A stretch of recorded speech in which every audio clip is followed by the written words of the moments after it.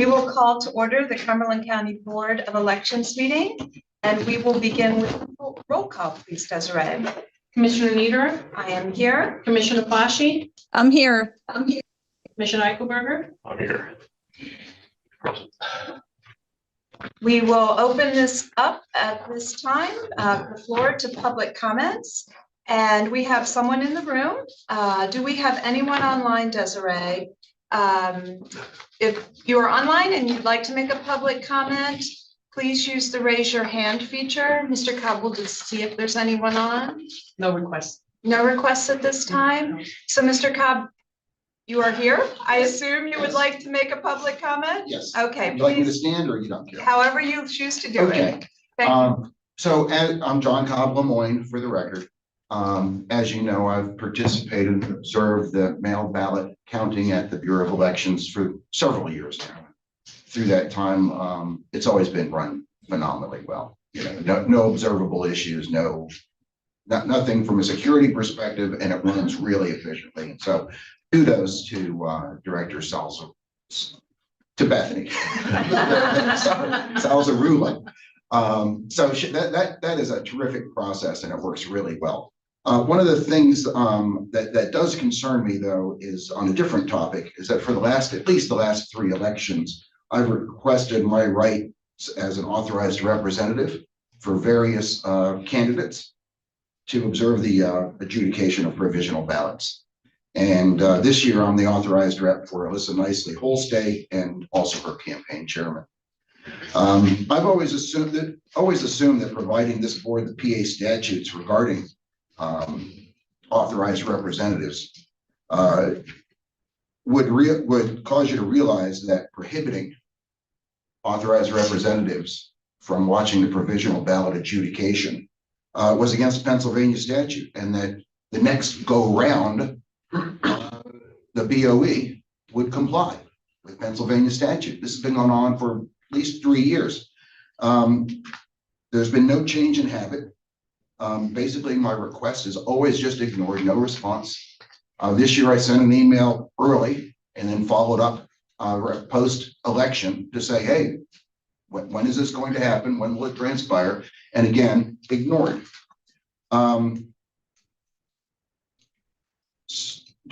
With the McCormick campaign, this would have been last fall, they told me that only 1 county in the entire Commonwealth does not follow Pennsylvania statute regarding the observation of the provisional ballot adjudication.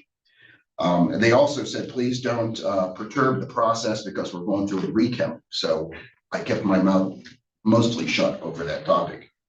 So it appears that at this point, you know, after multiple attempts, this appears to be a willful breach of Pennsylvania statute by the BOE. And I'll read part of the statute just to make sure that if those emails went into your junk tray, it's very clear today. Section 1210, subsection A4 of the PA election code states the following. Within 7 calendar days of the election, the County Board of Elections shall examine each provisional ballot envelope that is received to determine if the individual voting that ballot was entitled to vote at the election district in the election. Okay, here's the salient item. 1 authorized representative of each candidate in an election and 1 representative from each political party shall be permitted to remain in the room in which the determination is being made. That's as clear as can be. That's Pennsylvania statute. Further, Pennsylvania Department of State specifies in their guidebook, their policy statement, authorized representatives are permitted to be present for meetings in which the County Board of Elections make determinations regarding provisional ballots. I've provided both of those documents to this board in the past. So I've done all I can do to try to mitigate lack of knowledge or misunderstanding. So with all of this being true, I'm requesting that within 5 business days, I'd like to know what the future intentions are for the May primary of next year, whether I'll be able to participate.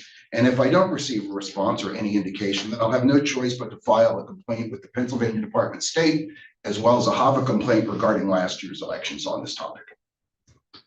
And that's all I have to say. Thank you. Thank you for your comment. Has anyone else joined at this time? No one else. Good. We will move on into the approval of the meeting minutes from November 11th. Someone would like to make a motion to approve those meetings minutes? It's moved. Is there a second?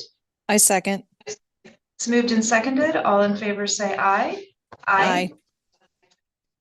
Next is the discussion and approval to certify the 2025 municipal election results. Yes, so you'll have the certification report there for your signature.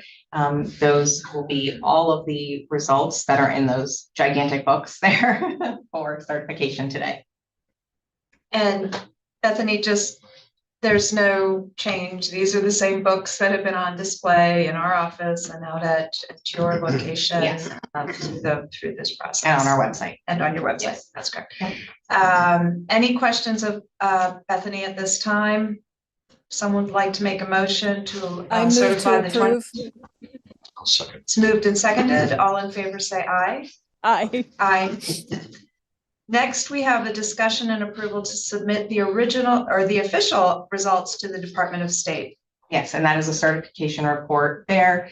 The Department of State wants us to certify the state results to them today as well. Okay. Any questions of Bethany? I move to approve. Second. It's moved and seconded. All in favor, say aye. Aye. Hey, Bethany, next up is your update. I just have a few things. We did perform the 2% mandatory recount. Everything was successful. We recounted 3 precincts, 1 election day batch, 2 mail-in batches for a total of 1,664 ballots. We were not chosen for the risk limiting audit. So we were not one of those counties and batches and candidates chosen to do that this time. The state did issue their declaration of no automatic recount because there were no state offices that were within that 0.5% margin. We will have a casting of lots this Friday on November 21st at noon, because there were quite a few offices, 70 in fact, where individuals received just 1 write-in vote. So we have to determine a winner. Most of those offices are for judge and inspector of election, some auditor positions, that kind of thing. So it's 70 offices and 339 candidates that we have to cast lots for, and that'll be Friday at noon. And I also did want to mention we will not need next Monday's meeting, the 24th.